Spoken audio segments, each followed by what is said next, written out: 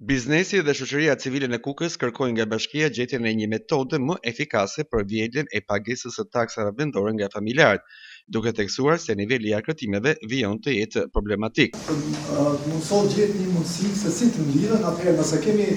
mbledhje të tarifave për pastrim, për ndryshime, sigurisht që buxheti do të rritet dhe ndoshta nuk është nevoja që të rritet këto tarifa,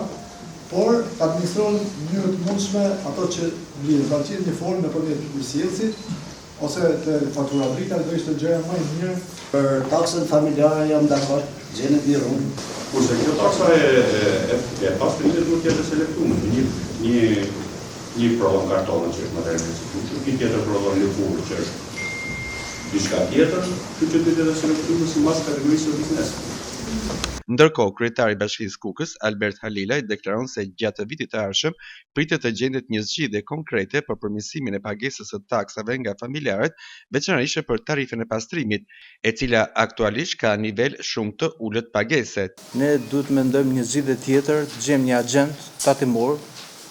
që të kryejë pagesën e taksës pastrimit për familjarët, sepse familjarët është në nivele shumë të ulta dhe e kemi të pamundur ne me sportelet e shërbimit që kemi në dispozicion për të vjelur këtë taksë. Këto shqetësime u paraqiten gjatë dëgjesës së publike për miratimin e taksave dhe tarifave vendore në Bashkinë Kukës për vitin 2026 e zhvilluar ditë më parë, ku përfaqësues të qytetarëve, biznesit dhe institucioneve diskutuan nevojën për një sistem më funksional dhe të drejtë të mbledhjes së taksave lokale.